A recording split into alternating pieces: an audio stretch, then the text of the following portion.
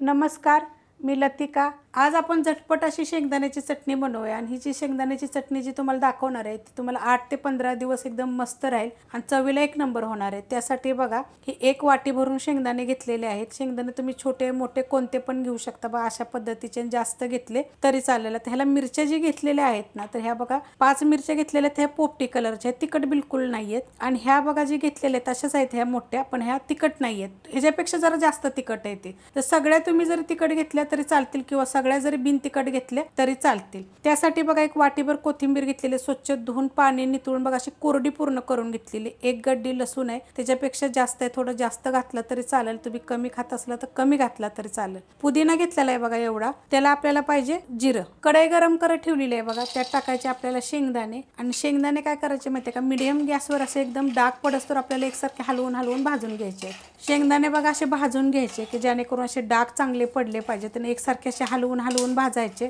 मस्त असे भाजले जातात। आता तुम्हाला जर पाहिजे तर हे थंड झाल्यावर असे साल काढून घ्यायचे आणि जरी नाही काढली तरी चालेल। त्याच कढईमध्ये बघा आपल्याला मिरच्या भाजून घ्यायच्या। तर मिरच्या जास्त मोठ्या असल्यामुळे मी काय केले, तुकडे करून घेतलेले आहेत। आणि तेलाचा वापर करायचा नाही, असंच आपल्याला मीडियम गॅसवर ह्याला थोडेसे डाग पडस्तर भाजून घ्यायचे आहेत। अशा पद्धतीने बघा मिरचीला डाग पडस्तर असं चांगलं भाजून घेतलेलं। आता हे मी काढून घेते। मिरची बघा मी काढून घेतलेली। आता ते टाकायचे आपल्याला मिक्सरच्या भांड्यामध्ये। त्यात टाकायचे आपल्याला लसूण, त्यात टाकायचे जिरं, छोटा 1 चमचा बरा घेतलेला आहे। कोथिंबीर थोडी जास्त घेतलेली आहे, कमी जरी घेतली तरी चालेल। आणि ह्यात टाकायचे आपल्याला पुदिना।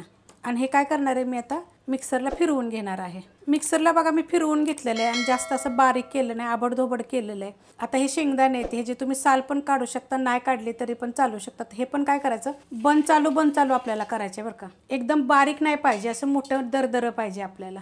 मिक्सरला बघा मी फिरवून घेतलेलं आहे आणि फिरवले कसं बंद चालू केले। जर तुम्हाला जर बारीक जास्त अजिबात ही नको आहे बरं का, दरदर पाहिजे, तर तुम्ही जर शेंगदाणे वरनं जरी कुटून जरी टाकले ना तरी पण चालू शकता। आणि जर अशक पाहिजे ना मिक्सरला करायचे ना, तर बंद चालू करून करा।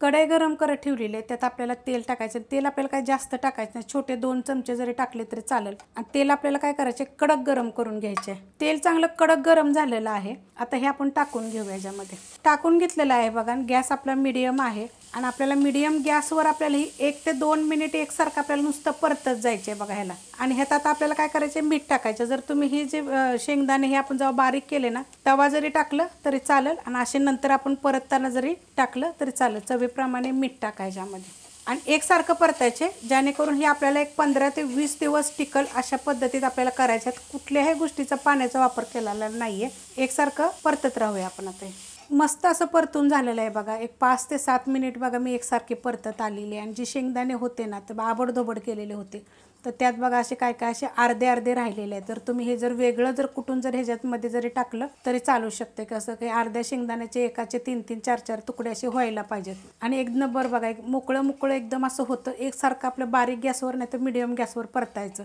चवीला एक नंबर। आणि काय होतं माहिती आहे का, प्रवासाला जायला म्हणा किंवा असंच टिफिनमध्ये न्यायला म्हणा थोडंसं चवीसाठी आणि पचनाला चांगलं, कारण ह्यात आपण पुदिना टाकला आहे, कोथिंबीर टाकलेली आहे, तिखटवाला कमी तिखटच्या मिरच्या टाकलेल्या आहेत। ते चवीला एक नंबर लागेल। करून बघा। रेसिपी आवडली तर लाईक करा, सबस्क्राईब करा, कमेंट करा आणि शेअर बी करा।